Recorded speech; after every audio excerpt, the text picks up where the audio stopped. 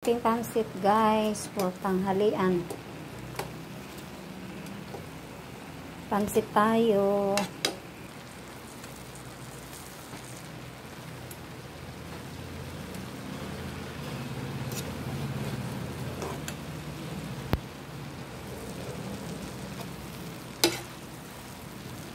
Yan, may hinalo akong kanton.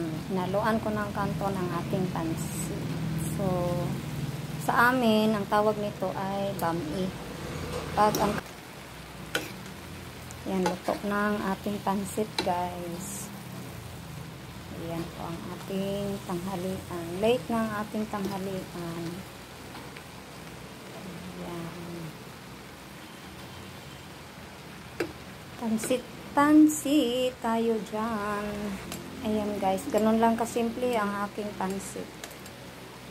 Ayan.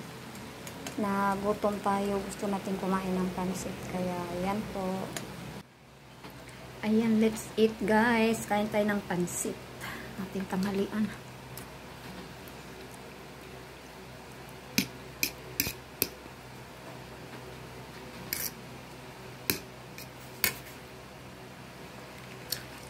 Late na ang ating tanghalian.